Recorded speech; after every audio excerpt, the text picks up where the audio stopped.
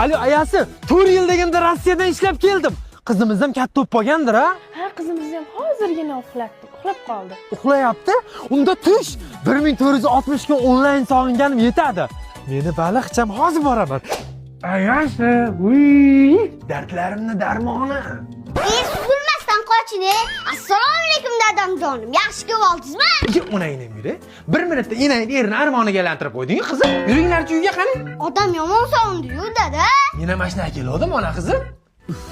Ona qizim, hatiyam 2 kunda bir uxlagin. Yo'q.